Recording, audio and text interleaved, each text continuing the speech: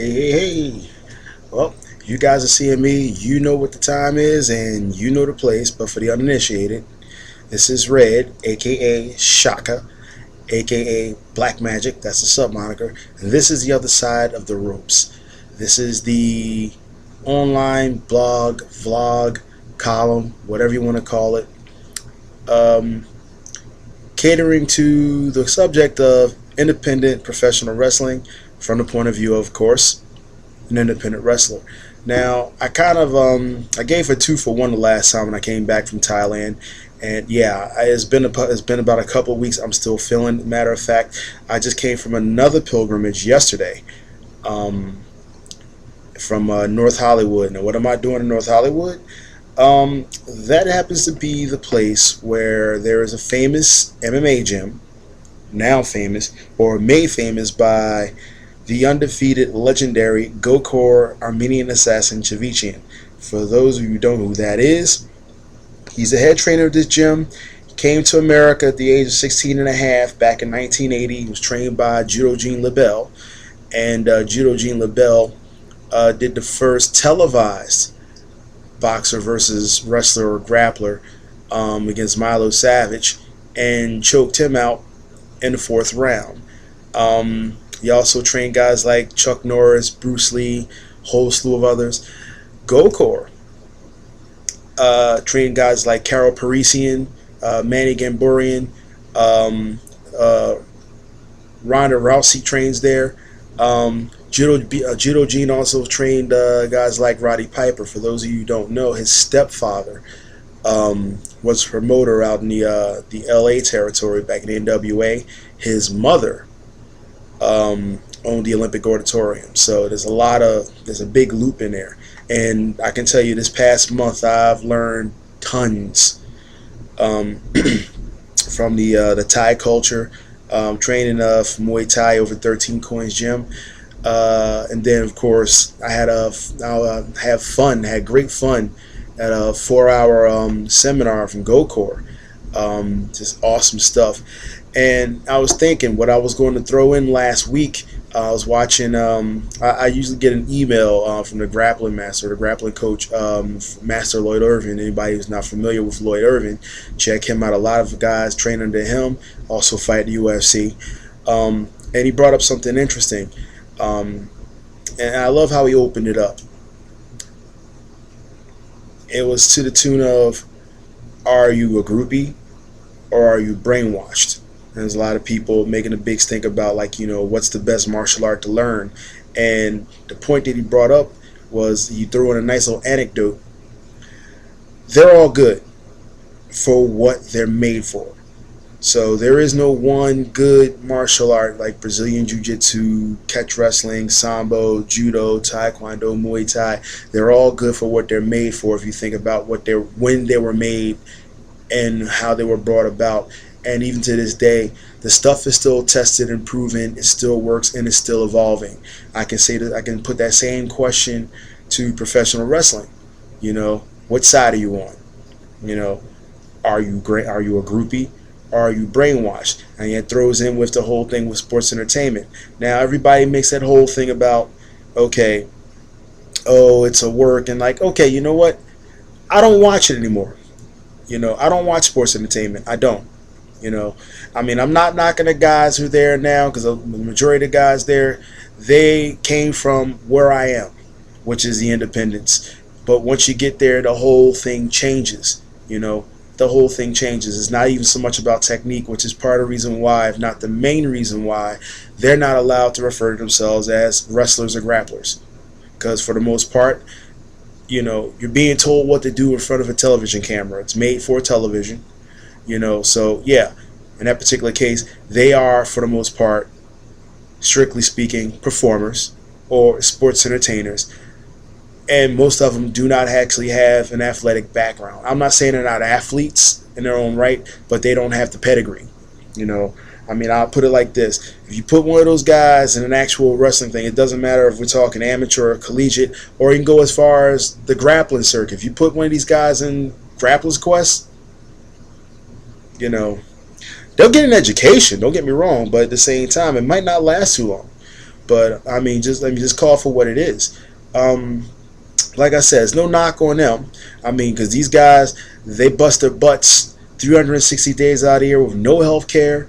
And as to whether or not they're living comfortably or not, only they know for sure. You know what I'm saying? It's like I said, it's not a knock on them, because I mean, they've got a crazy, crazy schedule because of what it is and how it is they do it. But you know, it's a whole big different ball game. But for the people who watch, or the ones, even the other guys that's on the circuit like me, you know, there's still a lot to learn. Now, reason why I'm going around doing these pilgrimages, as it were, is because of the fact that actual wrestling got marginalized. And you know, like I said, it's for television.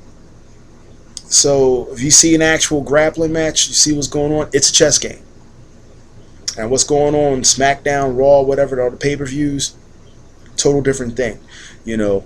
But I mean, I'm doing what I'm doing to bring wrestling back, actual wrestling. I mean, like, you know, the actual basic holds. I mean, cable grips, S hooks, key locks, the practical stuff, the way it's supposed to be done without the bad habits, and it can be done without killing anybody. Because I mean, think about it. There really is no practicality for a wrestling match to actually have a chair shot or going through a table. I know, I've watched ECW too. I mean, I'm guilty. But when you get into it, you get to a certain point, and I've been doing this in another couple of days, 14 years. Okay, it wears on you. You know, it wears on you. Now, I may not look it, but like I said, this is, I mean, for anybody watching this is the face of a 40-year-old man. It doesn't look like it, but 40-year-old man. And knock on wood, you know, I've been blessed to still have most of my mobility. I mean, I'm not coming out of this 100%. Nobody is. But, I mean, thankfully I've been blessed with not having to worry about being seriously hospitalized, seriously injured. You know, I've had concussions, spinal shock syndrome and all that. Luckily, I haven't separated anything, broken anything major. You know, haven't ruptured anything to my knowledge. You know, I mean, my back still bugs me half to death from time to time. Trust me. So, like I said, I'm not getting off scot-free. But I'm trying to keep it as injury-free as I possibly can get away with, along with the training and everything else. That's a big help. You know, but, I mean, just let's set it straight. Like, what side are you on? Now, personally, I like to give an entertaining match. Okay? It's not hard to be a showman, but at the same time, I wanted to focus more on the actual game of wrestling itself. It's all a craft. You know, you can say it's a work, and guess what? The work is just like being a comedian. You gotta have the timing, you gotta have the delivery, because you can have about 5 or 6 guys tell the same joke, but guess what? It's only funny the first time around. It's the delivery. It's the delivery. But I'm not going to sit up there and flack my gums for too long. Like I said, I usually go about maybe 15 minutes or so. But, you know, big shout outs to my boys over in Abu Dhabi. Retta, Maz, Ayub, back over in 13 Coins. My boy Sangmani, 3-time champion or triple champion over in Lupini. Sengchai, Mr. Coke. To the trainers, Song, E.T., Nam, Faisa, Baby Boy Bao, all you guys out there. It's Watercrump. My boy Amin over in 13 Coins, Eddie, all you guys, Mr. Sammy, to my wrestling family, to the extended family I met over in North Hollywood, Sensei Gokor, all you guys. I mean, it's been a pleasure. It's been an honor. It's been a very educating month. My boys on the scene, you know who you are. Over in the UK, Tommy, Petey, and Drewy, Woo, all you guys. My boy Xavier Fate. The guys out in EGW, I'll see you guys in a couple of weeks. I'm coming back. I know I missed the show, but it was a good reason. Like I said, I had to make a pilgrimage. Had to do it. names are escaping me at the moment. Like I mean, it's a little early for me, but brain's still buzzing. Maybe jet lag, can't tell. My people out in on Belgium and Deutschland, Wendy, um, Lori, Robin, uh, Homeless, um, Gangrene, Jack Demento, Uncle Vito, Andrew F. and Patterson, Tommy N. My man's out in Japan right now doing his thing, I believe, still. He got there last week. Uh, um, Craig BC, Johnny Tiger, um, Rick the Voice, MC Logan, the boys in Lubeck. My God, like I said, I'm a blank. Jazzy, Yenny, um, all you guys. Like I said, my mind's a total blank here, so I'm going about a mile a minute. I'm actually trying to race the clock. Don't ask me why, but I'm trying to get this thing up as fast as possible. In the meantime, I got some other stuff to handle, and until next time, I will see you guys. It's been real as always. This is Red, aka Shaka, sub moniker Black Magic. This has been another fun-filled episode, although quick, of the other side of ropes. Incense. I know it's been short, but like I said, something tells me it's going to be a crazy, crazy week. But we all going to hang in there. And for all the people out in Philly, I know it's humid. It's almost over. We're just hitting a hump. September will be here before you know it. Just hang in there. I'm out, people.